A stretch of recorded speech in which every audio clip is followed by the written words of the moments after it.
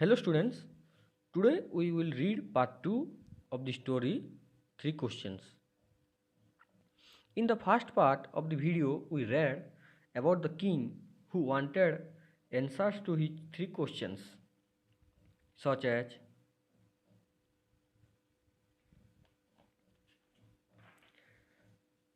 the right time to begin something, second which people should he listen to, and the last one the most important thing for him to do. People tried to answer, but the king was not satisfied with these answers. So he went to a hermit to ask the answer. But the hermit, instead of answering the question, he keeps doing his work.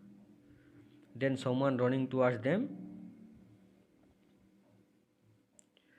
Now let's read part 2 to know who is that person running towards them and why.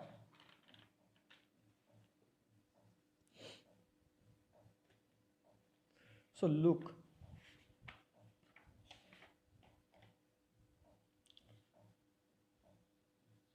the king turned round and saw a bearded man running towards them. His hands were pressed against his stomach, from which blood was flowing. When he reached the king, he fainted and fell to the ground. The king and the hermit removed the man's clothing and found a large wound in his stomach. The king washed and covered it with his handkerchief, but the blood would not stop. The blood would not stop flowing. The king redressed the wound until at last the bleeding stopped. So look, the man who is running towards them, I mean the bearded man, is bleeding. As he pressed his hand against his stomach, when the bearded man reached the king, he lost consciousness and fell to the ground. The king and hermit removed the clothing and found a large wound in his stomach. Then they washed the wound and redressed the wound until the bleeding stopped. The man felt better and asked for something to drink. The king brought fresh water and gave it to him. By this time, the sun had set and the air was cool. The king, with the hermit's help, carried the wounded man into the hut and laid him on the bed. The man closed his eyes and lay quiet. The king, tired by his work and the work he had done, lay down on the floor and slept through the night. When he awoke, it was several minutes before he could remember where he was or who the strange bearded man lying on the bed was. In this para, the man felt better and asked for something to drink. The king gave him fresh water. They carried the wounded man into the hut. I mean, the king and hermit. The, the king and the hermit took the wounded man to the hut. Inside the hut, everyone took rest as the king was so tired he slept in the floor.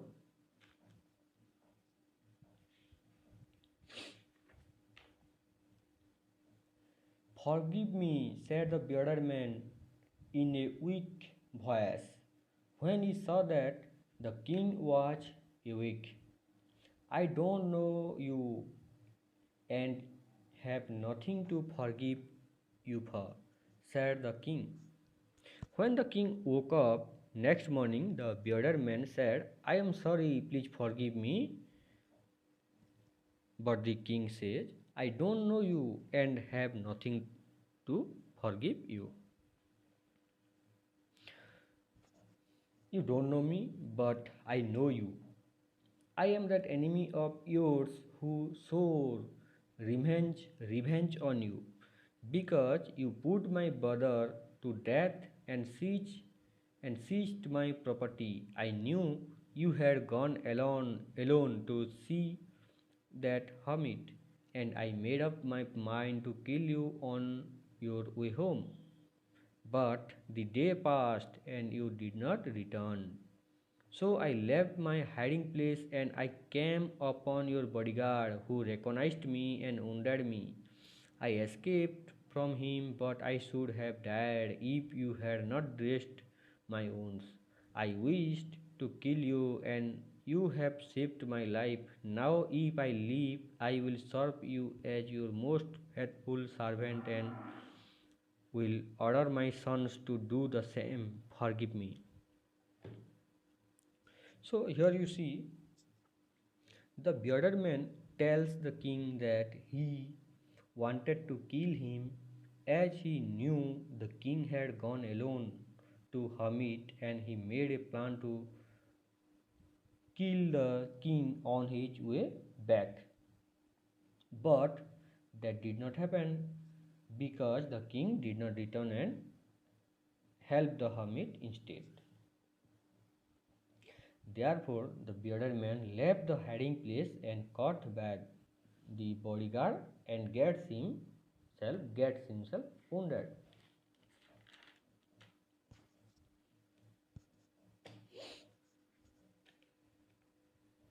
Now the bearded man who wanted to kill the king, but the king saved his life. So the bearded man promised to serve as a faithful servant, and ordered his also he will order his sons to do the same. The king was very happy to have made peace with his enemy so easily, and to have won him over as a friend.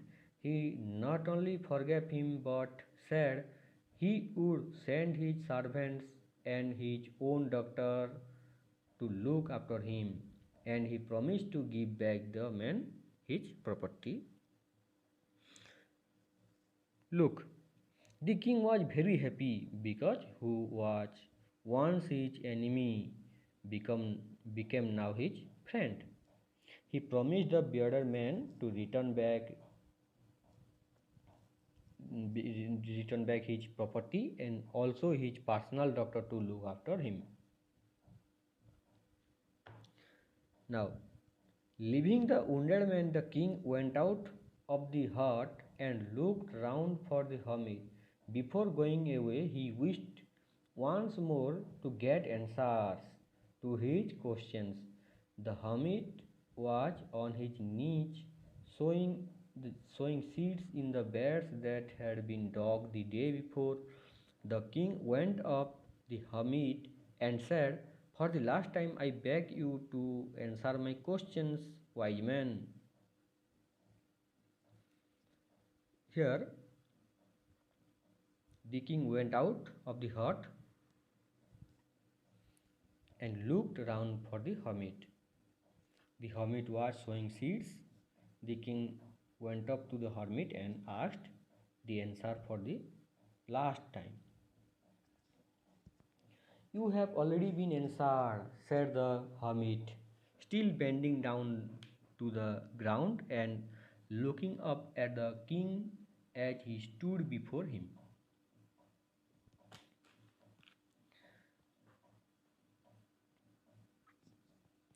The hermit replied, Your question have already been answered.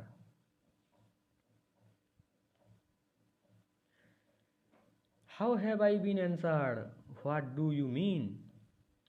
Here you see the king confused after listening from the hermit. You have been you have already been answered. Okay.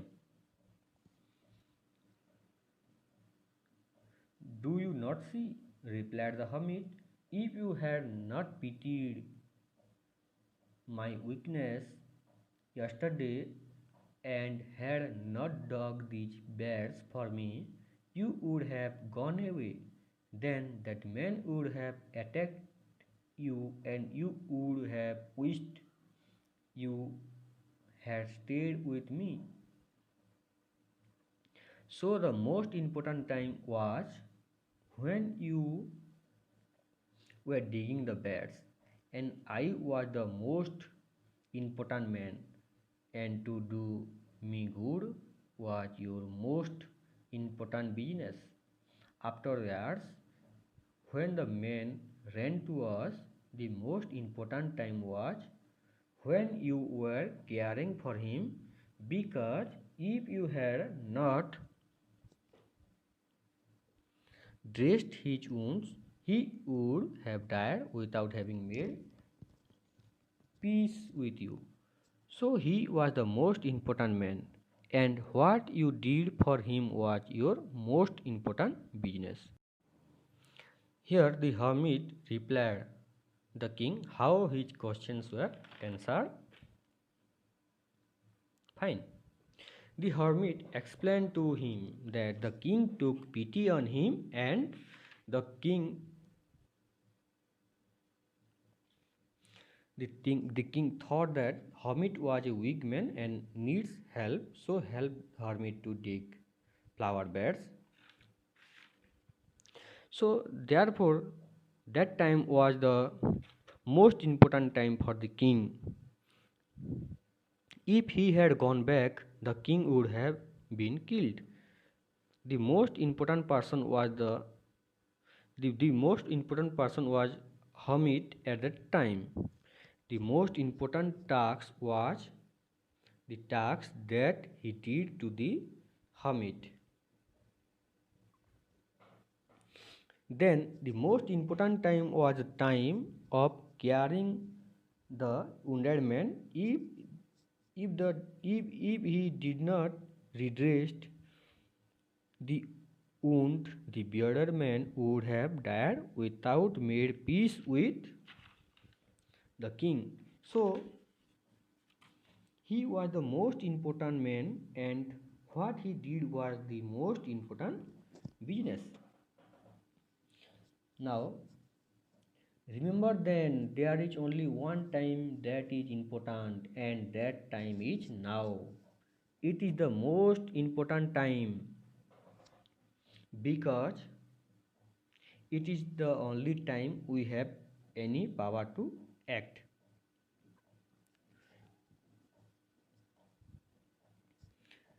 Here the hermit tells the king that the most important time is now, the present. The present is the most important time. The last para is that the most necessary person is the person you are with at a particular moment, for no one knows what will happen in the future and whether we will meet anyone else. The most important business is to do that person's good, because we were sent into this world for that purpose alone. So the hermit also explained the king that the most important person is the person who you are with at a particular moment, because no one knows about the future. The most important business is to do good for that person. Fine. It is a story by Leo Tolstoy. Thank you.